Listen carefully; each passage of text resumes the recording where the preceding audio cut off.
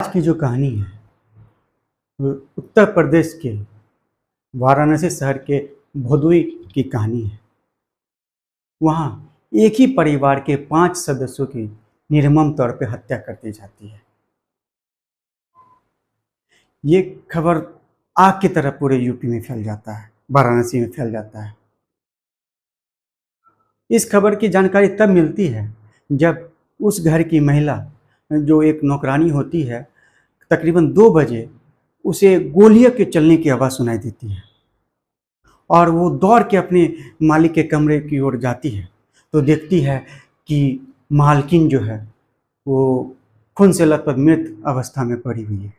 वो फिर दौड़ते हुए उनके तीनों बच्चों के कमरों की ओर जाती है तो देखती है कि उनके 2 बेटे जो थे वो भी मृत अवस्था में हैं और उनकी एक बेटी जो थी वो भी मृत अवस्था में है। तो फिर वो अपने मालिक को खोजती है जो कि वहाँ के जिनका घर है, लेकिन वो कहीं नहीं मिलते हैं। तो सभी को ये अंदेशा लगता है ये जो कुछ थे, कुछ बहुत ही अजीब टाइप के इंसान थे। ये तांत्रिक सबको मानते थे और इनके द्वारा ये मतलब प्राप्त सूचना मिली थी कि ये जो है सो तांत्रिक के चक्कर में पड़े हुए हैं और शायद हो सकता है तो इन्होंने ही अपने परिवार वालों का मर्डर करवा दिया। लेकिन ये कहानी तब मोड़ ले लेती है जब उनके घर से 15 किलोमीटर दूर वो राजेंद्र गुप्ता की भी मौत नग्न अवस्था में मृत मृत पाए जाते हैं। तब ये पता चलता है कि परिवार के 5 सदस्य की हत्या, निर्मम हत्या कर दी गई है। अगर इसकी कहानी को आप थोड़ा भी स्किप ना करें, अगर इस कहानी में बने रहिए, आपको सच्ची और अच्छी कहानी मिलेगी। कहानी में बने रहें।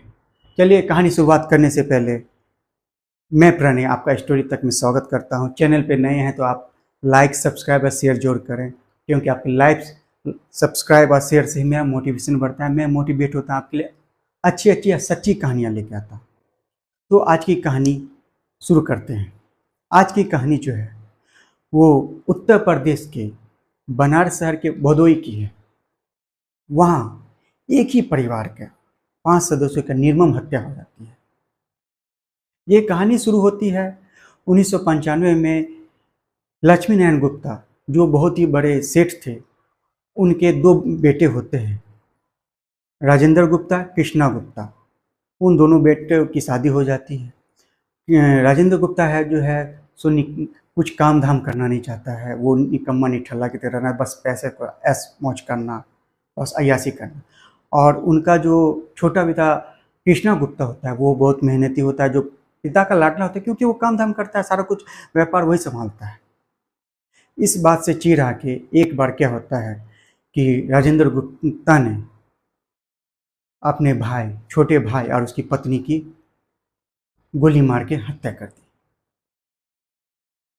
उस कारण तो पुलिस वाले उसे जेल जाना पड़ता है और जेल से जब वो छूट के आता है तो अपने पिता के पास जाता है और पिता से फिर अपना प्रॉपर्टी में हिस्सा और साथ में बिजनेस करने का मांग करता है। तो उसके पिता का अनदेखा रवैया के कारण उसने अपने पिता को भी गोली मार के हत्या कर दी और उसका जो गार्ड था, जिसने अपने मालिक को बचाने की कोशिश की, उसे भी मार दिया सुपारी किलर के थ्रू। तब जो है, और ये राजेंद्र गुप्ता होता है, उसे दोबारा जेल जाना पड़ता है। एक बार 1995 में जाता है, फिर 2003 में वो जेल से छूट के आता है और फिर ये इनका मर्डर करने के बाद वो फिर जेल चला जाता है। और फिर ये कहानी घूमते हुए 2024 में आती है, जब इसी के परिवार के 5 सदस्य की निर्मम हत्या होती है और उनकी पत्नी का मर्डर कर दिया जाता है और उनके 3 बच्चे, 2 बेटे, 1 बेटी का भी मर्डर कर दिया जाता है। और उनके मकान से तकरीबन 15 किलोमीटर हट के उनकी भी, राजेंद्र गुप्ता की भी मौत मार दी जाती है, मर्डर कर दिया जाता है, वो भी नग्न अवस्था में। आज आप जब ये बात सब खेली, राजेंद्र गुप्ता जो होते हैं, उनका पहली शादी 1995 में होती है, 2 साल चलती है, उनसे एक बेटा होता है। वो अपनी पहली पत्नी को छोड़ के फिर उनके घर के सामने में एक ब्राह्मण कास्ट की महिला होती है, नहीं तो उससे उसका लव अफेयर हो जाता है। तो वो अपनी पत्नी पहली को छोड़ देता है और फिर उससे शादी कर लेता है, और तब उसके साथ उससे 3 बच्चे होते हैं, 2 लड़का 1 लड़की। और उसके बाद अपनी परिवार के साथ रहता है। लेकिन ये बहुत ही अय्याश किस्म का इंसान था, ये बहुत ही अच्छा इंसान नहीं था। इसके पास प्रॉपर्टी बहुत थी, इसके पास महीना का 10 लाख रुपया सिर्फ शराब के ठेके से आता था, और उसका बनारस में कम से कम 50 से 60 कमरों का मकान बना हुआ था, जिससे ढेरों इनकम आते थे। लेकिन ये तांत्रिक के चक्कर में पड़ा हुआ था कि मुझे और पैसे चाहिए, बहुत कम पैसा है। तो आप बताइए कि इसके पास पैसों की कमी थी, लेकिन ये लालची इंसान था।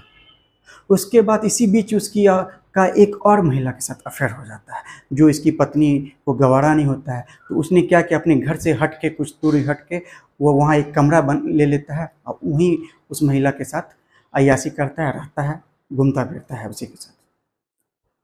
तो जब इन पांचों को वही जब इसके परिवार का राजेंद्र गुप्ता का मौत होता है, और इसके परिवार के दो मतलब पत्नी का मर्डर हो जाता है, दोनों बेटे का मर्डर हो जाता है, बेटी का मर्डर होता है। जब 15 किलोमीटर दूर जो है ये नग्न अवस्था में इसलिए पाया जाता है क्योंकि वो उस समय उसी महिला के साथ शारीरिक संबंध बना रहा था। वहाँ पर जो शूटर मौजूद थे उन्होंने उसका वेट किया। वो वहाँ से जब वो महिला चली जाती है तब उसे वो नंगी अवस्था में जो लेटा हुआ था तो उसे गोली मार दी जाती है। तो सभी का, पुलिस वालों का ये मानना था कि शायद ये जो आपसी रंजिश का है परिवार के सदस्य का, वो पहले जो बेटा था कृष्णा गुप्ता, उसके 2 बेटे थे, जुगनू गुप्ता और विवेक गुप्ता। तो जब शारदा देवी जो उनकी माँ है, राजेंद्र गुप्ता की माँ, उनसे बातचीत, तो बहुत वृद्ध महिला हैं, उनसे बातचीत हुई, पुलिस के द्वारा पूछताछ किया गया। तो वो अपना पूरा शक अपने छोटे बेटे के बेटे, उनके बड़े बेटा यानी कि उनके छोटे बेटे का जो छोटा बेटा है विक्की, उस पर शक जाहिर करती हैं कि उसने मेरे बेटे को मार दिया और उसके पूरे परिवार को ख़त्म कर दिया। पुलिस इसका छानबीन में पड़ जाती है, पूरा केस का खंगालती कि कैसे क्या हुआ क्या नहीं हुआ। तो फिर जब CDR निकाला जाता है, कॉल डिटेल्स निकाला जाता है, तो वो पाती है कि विवेक जो है, जो उसकी बातचीत जो राजेंद्र गुप्ता की जो पहली वाइफ होती है, जो कि अभी बंगाल में रहती है, उसके जिससे उसका एक लड़का होता है, उससे बातचीत होती रहती है। तो सभी को तो समझ रहे थे कि इसमें विवेक का जुगनू ने का मर्डर किया है। लेकिन जब CDR की रिपोर्ट आती है तो पुलिस को शक जाता है कि इसमें इसका भी हाथ हो सकता है, और उसके बाद पुलिस पूरी तरह इसमें बहुत संगीनता से इस केस को लेती है, पूरा खोजबीन में पड़ जाती है कि आखिर इस मर्डर के बाद इसका फ़ायदा किसको होगा।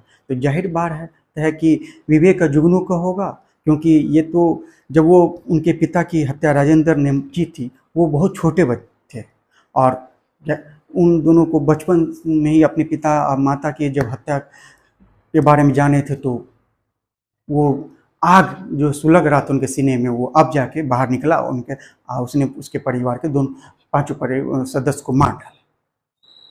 ये सब पुलिस के द्वारा कहा जा रहा था, माना जा रहा है।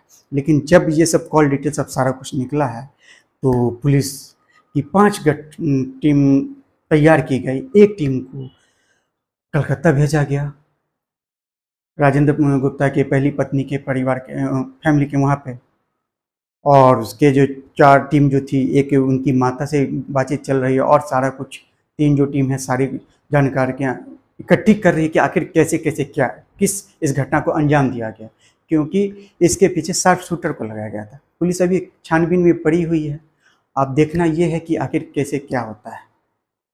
पुलिस इस बात से बहुत ही है कि एक ही परिवार के सारे सदस्यों को जो मार दिया गया, तो ये बनारस में ये आग की तरह खबर फैली हुई है।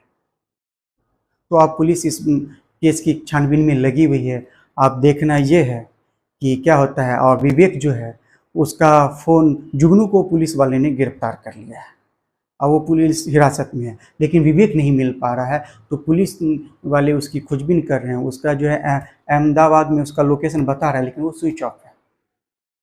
और वो पुलिस वाले उसकी खोजबीन कर रहे हैं। और एक टीम तो बंगाल गई है जो राजेंद्र गुप्ता के बड़े बेटे को लाने के लिए, पहली पत्नी से जो बेटा था। और अब इस केस पे आगे की कार्रवाई, छानबीन चल रही है। अब आगे की सूचना अब कैसे क्या होता है पता चलेगा, पुलिस के द्वारा पता चलेगा। चलिए, तो आज की कहानी यहीं पे ख़त्म होती है। मैं प्रणय ऐश्वर्य तक में आपका स्वागत करता हूँ और मैं मिलता हूँ आपसे नेक्स्ट एपिसोड में। तब तक जय हिंद, जय भारत।